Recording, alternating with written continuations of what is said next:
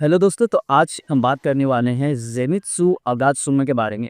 तो ज़ेनित्सु एक ऐसा कैरेक्टर है जिसके बारे में सभी लोगों को पता होगा, लेकिन इस तरह का कैरेक्टर आज तक मैंने किसी एनिमे या मांगा में नहीं रहता है। और उसकी वजह ये है कि वो बहुत ही ज़्यादा डरा सहमा सा और बहुत ही ज़्यादा अजीब तरह से रहता था, लेकिन जब उसकी कॉन्शियसनेस जाती थी उसके बाद जो एक इंसान उसका एक अलग रूप देखने को हमें मिलता, जो कि भाई किसी भी चीज़ को फाड़ के रख सकता है। और उसी के अपोजिट था कायाहू। कायाहू के बारे में बोले तो भाई वो एक नंबर का हरामखोर था और बहुत ही बड़ा धोखेबाज था। मीन्स वो अपने आप को बचाने के लिए कुछ भी कर सकता था, जो तुम लोगों ने डीमन स्लेयर के लास्ट सीजन्स में देखा होगा, जिसमें गियोमी जो है वो अपनी कहानी को बताता है। तो आज हम बात करने वाले हैं जेनित्सु वर्सेस काइगाकू के फाइट के बारे में, जो कि इन्फिनिटी कैसल आर्क में हुई थी। हाँ, अभी तक एनीमे आई नहीं है, तो स्पॉयलर्स पूरी तरह से है इसमें। तो अगर तुम्हें स्पॉयलर्स नहीं चाहिए तो वीडियो को अभी छोड़ के चल जाओ, एनीमे देख लो, उसके बाद आप इस वीडियो को देख सकते हो। वैसे उसके बाद भी इस वीडियो को देखने का कोई फ़ायदा नहीं, लेकिन अगर तुम्हें जानना है कि उस फाइट में क्या हुआ था, तो मैंने मांगा पढ़ रखी है और मैं तुम लोगों को उसके बारे में इस वीडियो में पूरी डिटेल में बताने वाला हूँ। तो स्टार्टिंग करते हैं डीमन स्लेयर के लास्ट एपिसोड से, जिसमें हम देखते हैं कि हमारा मेन विलन जो है वो आ चुका है सभी हासिराज के सामने और एक फुल टू ग्रेट वॉर छी चुकी है, जिसमें सारे हासिराज जो हैं, जितने भी डीमन स्लेयर्स हैं, वो इन्फिनिटी कैसल आर्क में आ रहे हैं, मीन्स हिर रहे हैं। क्योंकि ये मुज़म्मन का एक प्लान रहता है कि जितने भी हासिराज हैं सबको सबको एक साथ ही खत्म करने का। और इसमें हम ज़ेनित्सु को भी देखते हैं, जो कि पूरी तरह से अपने कैरेक्टर से पूरी तरह से चेंज हो चुका है। क्योंकि इससे पहले हम लोग देखते हैं कि ज़ेनित्सु को एक लेटर मिला होता है, जिसे पढ़ने के बाद ज़ेनित्सु पूरी तरह से मीन्स पूरी तरह से बदल जाता है। उसकी कॉन्शियसनेस बदल जाती है, उसका लुक बदल जाता है, वो बहुत ही ज़्यादा सीरियस हो जाता है। और प्रीवियस एपिसोड्स में हम लोगों ने देखा था कि वो बहुत ही ज़्यादा मीन्स परेशान रहता था और क्या क्या हरकतें करते रहता था। लेकिन इस वाले सीरीज में वो जब इन्फिनिटी कैसल आर्क में गिरता रहता है, तब वो बहुत ही ज़्यादा सीरियस रहता है और वो एकदम स्टाइल से अपने स्वॉर्ड को पकड़ता है और नीचे की तरफ जाने लगता है।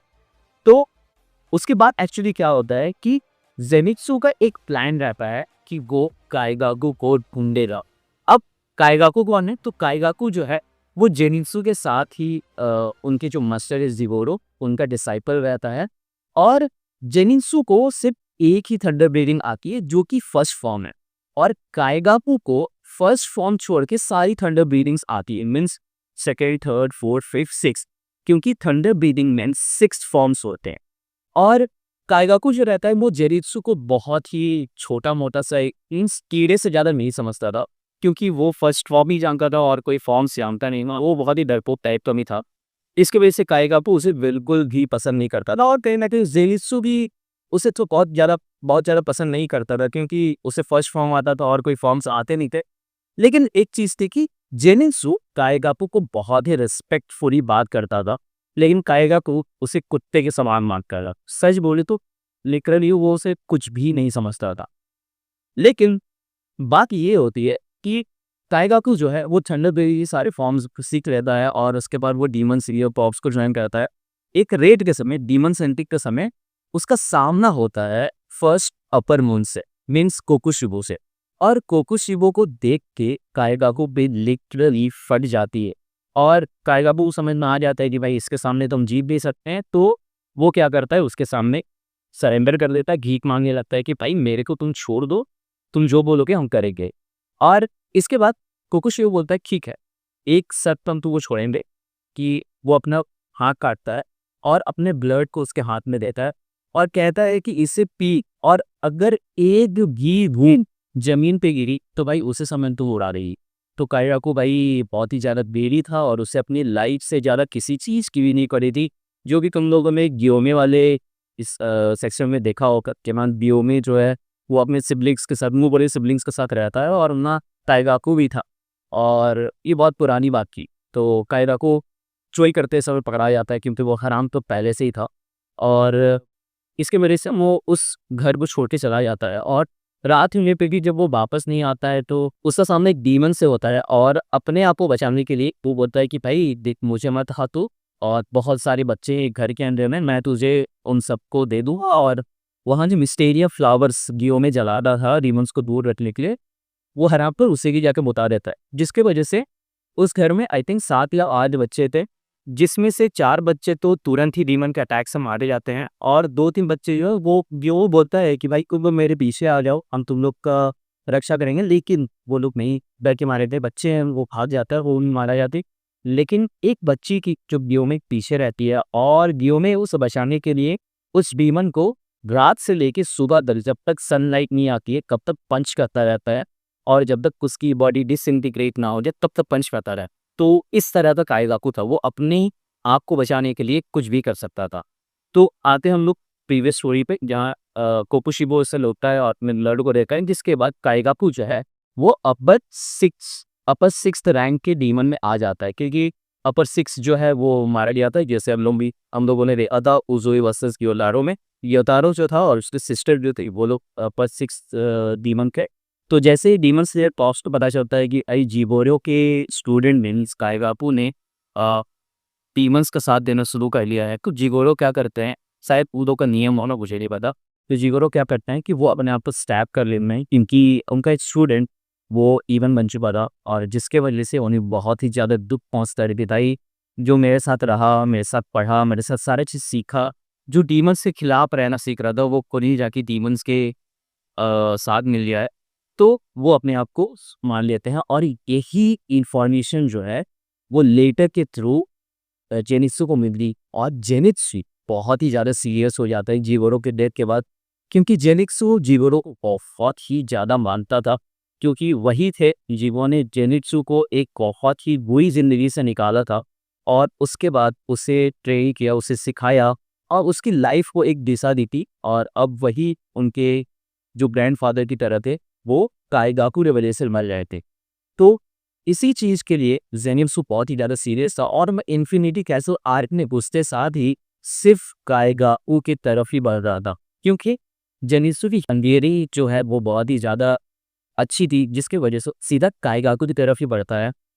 और एक ऐसा समय आता है कि काइगाकू और जेनित्सु एक साथ आमने-सामने खड़े थे और काइगाकू उसे देख के बोलता है कि अरे किडे, तू यहाँ क्या कर रहा है? हाँ, तेरे जैसे कीड़ा यहाँ क्या कर रहा है भाई? तेरे को तो फर्स्ट फॉर्म के बजाय लगता है कि तुम आज तक कुछ फॉर्म सीखा ही नहीं। वो जैसे पहले उसको नीचा दिखाता था, अब भी वैसे उसको नीचा ही दिखाता है कायदा को। लेकिन इस बार पहली बार जेनित्सु उसे पलट के जवाब देता है कि हम तो यहाँ है कीड़ा है, लेकिन तेरा जैसे टेम्परेरी से अपर सिक्स मून यहाँ क्या कर रहा है भाई? और ये चीज़ सुनने के बाद काइगाकू की लिटरली फट जाती है कि भाई ये गूंगा अब बोलने लगा है, इट्स कुछ ना कुछ तो बात हो। तो उन दोनों में भी थोड़ी बहुत कॉन्वर्सेशन होती है और जैसे ही कॉन्वर्सेशन जिगोरो पे आती है तो जेनित्सु बोलता है कि तेरे वजह से आई तो नहीं होता इस रामपुर, तेरे वजह से जिगोरो मर गए और बहुत ही पेनफुल डेथ मरे हैं। तो इस चीज़ पे टाइगर को बोलता है तो क्या रोमो ने, हाँ अच्छे वो बुड्ढा मर गया, इतना सारा हार्ड वर्क करने के बाद भी, इतना मेहनत करने के बाद भी वो मेरे को अपना सक्सेसर नहीं मानता था, तो क्या करेगा मुड़ो। ये चीज़ सुन के जेनित्सु का दिमाग खराब हो जाता है, वो बोलता है कि अभी तेरे को बताते हैं हम कि कौन सक्सेसर है और कौन सक्सेसर नहीं। तो ये चीज़ बोलते समय काइगाकू जो है वो अपना फोर्थ फॉर्म यूज़ करता है और इस चीज़ को जेनित्सु इस तरह से डॉज करता है कि भाई कुछ हुआ नहीं थी जैसे। और जेनित्सु उसे बड़ी स्टाइल से बोलता है कि बहुत स्लो है भाई तू, डीमन होते हुए भी तेरा थंडर ब्रीडिंग नहीं होते, ये बहुत स्लो रहा। तो इस चीज़ को काइगाकू बहुत ही ज़्यादा बुरी तरह से रिएक्ट करता है, लेकिन उसे ये भी समझ में आ जाता है कि जेनित्सु उस पे अटैक कर चुका है। जेनित्सु इतना ज़्यादा फास्ट था कि उसके काइगाकू के अटैक को डॉज करते हुए वो उस पे अटैक कर चुका था और काइगाकू को ये चीज़ समझ में ही नहीं आएगी। जिसके बाद थोड़ी बहुत कन्वर्सेशन होती है उन लोग के बीच में कि भाई कौन सही गलत के बीच में डिफरेंशिएट करना ही दूर है। तो काइगाकू बोलता है कि भाई देख, मेरे लिए वही सही है जो मेरे को मानते हैं, मेरे साथ देते हैं और मेरे को भी जेनित्सु कोई मतलब नहीं है। तो ये चीज़ें देखने के बाद जेनित्सु समझ जाता है कि अब काइगाकू को बदला नहीं जा सकता है। मीन्स सोचो जेनित्सु इतना साफ दिल का था कि काइगाकू ने इतने सारे कांड किए थे, लेकिन उसके बाद भी वो उसे बदलने ही आया था। लेकिन ये कॉन्वर्सेशन के बाद जब वो उजीवोरो के बारे में सुनती कि उसे कोई फ़र्क नहीं पड़ता और उसके इस तरह के मेंटल स्टेट को देख के जेनित्सु समझ जाता है कि अब इसे बदला नहीं जा सकता है। और जेनित्सु जीवोरो को सॉरी बोलता है अपने मन में। और जब तक वो अपने प्यानो का रहता है तब तक काइगाकू जो है वो इस इंस्टेंट को देखता है, इस अपॉर्चुनिटी को देखता है और उस पे थर्ड फॉर्म का इस्तेमाल करता है, thunder breeding plus demon art को मिला के। और ये चीज़ देख के जब वो चीज़ हिट होनी है जेनित्सु के, ये चीज़ देख के जेनित्सु बहुत ही ज़्यादा सरप्राइज होता है कि भाई ये बंदा एक ही बार में 5 तरह से हिट कर सकता है। और इस चीज़ से, इस हिट को देख के जेनित्सु समझ जाता है कि भाई काइगाबू ने बहुत सारे इंसानों को मारा है और उन्हें कंज्यूम किया, उन्हें डिवोर किया है। जिसके बाद तो जेनित्सु तुम पक्का कर लेता है कि भाई अब काइगाकू को मारना ही पड़ेगा, अब इससे पीछे नहीं हटा जा सकता है। तो जेनित्सु बहुत ही ज़्यादा अटैक की वजह से बहुत ही ज़्यादा कमज़ोर हो जाता है, क्योंकि जैसे वो चोट पड़ता है ना, तो उसके बाद बॉडी में क्रैक्स आने लगते हैं। वो फैलता है एक पॉइज़न की तरह, क्योंकि उसके डीमन आर्ट की वजह से। और जेनित्सु अपने मास्टर को याद करता है और सॉरी बोलता है। और उसके बाद जीबोरो कहते हैं उसे उसके सपने में कि भाई तुम ही तुम ही है जिसकी वजह से मैं जिंदा था, और तुम ही है जो कि मेरी खुशी का मेन बहुत पॉइंट थे, और तुम्हें जो सही लगता है वो तुम कर सकते हो। जिसके बाद जेनित्सु पूछता है, और ये चीज़ देख काइगाकू को लीगली फट जाती है कि भाई इस अटैक के बाद कोई कैसे ही बच सकता है। वो डायरेक्ट हिट था जेनित्सु पे। लेकिन जेनित्सु उठता है और वो बहुत ही ज़्यादा सीरियस होता है और उसे अपना पोस्चर बनाता है, जो कि हम लोगों ने देखा था। और उसके बाद वो रिवील करता है अपना 7th फॉर्म। हाँ, ये चीज़ देख के काइगाकू देख लेली, उसे समझ ही नहीं आता, और तब तक मोज़ेइंस आके उसका सिर उसके धड़ से अलग कर चुका होता है। और जब काइगाकू मर रहा होता है तो उस समय में उससे कुछ भी रियलाइज़ ही नहीं होता है कि वो गलत का या नहीं का। वो बस यही होता है कि भाई उस बुड्ढे ने तुझे ही ये फर्स्ट फॉर्म ये सेट फॉर्म सिखाया क्योंकि तू उसका चहीता था। लेकिन ज़ेनित्सु बोलता है कि नहीं, एक्चुअली तो थंडर ब्रीडिंग में 6th फॉर्म से है। ये मैंने खुद से अपने आप से ही इसे इन्वेंट किया। ये 7th फॉर्म जो है ये मेरा खुद का फॉर्म है। ये मार्शल उस तरह थे ही नहीं कि वो तुझे अलग सिखाए और मुझे अलग सिखाए। उनकी परवरिश में कोई कंपैरिजन नहीं थी जो कि तू जैसा सोचता था। तो ये चीज़ देखने के बाद फिर काइगाकू बोलता है कि नहीं, ये वो करते करते तब तक ज़ेनित्सु इसे उड़ा चुका होता है और काइगाकू ख़त्म हो जाता है। लेकिन इस चीज़ के बाद ज़ेनित्सु बहुत ही ज़्यादा बीप हो जाता है, क्योंकि इसमें जो क्रैक्स पड़ रहे वो बहुत ही जल्दी फैल रहे हैं। लेकिन जैसे ही काइगाकू देखता है कि अब तो ज़ेनित्सु मर रहा है, तो काइगाकू सोचता है चलो ठीक है, हम अकेले ही नहीं मरेंगे, ज़ेनित्सु मेरे साथ मरेगा। लेकिन उस समय डेटिक तामायो का जो असिस्टेंट रहता है वो एकदम काइगाकू सिर के पास से निकलता है और इसे एक शब्द बोलता है कि जो दूसरों के बारे में नहीं सोचते हैं, कि वो दूसरों को देना नहीं जानते हैं, उन्हें ही आखिर में कुछ नहीं मिलता है। और उसे छोड़ के वो जेनित्सु को बचाने चल जाता है। और ये देखते हुए कि जेनित्सु ने बहुत कुछ कमाया है, दोस्त कमाया है और बहुत कुछ, ये देखते हुए काइगाकू मर जाता है और जेनित्सु को बचा लिया जाता है। तो ये थी मेरी छोटी सी एक्सप्लेनेशन जेनित्सु वर्सेस काइगाकू के फाइट में।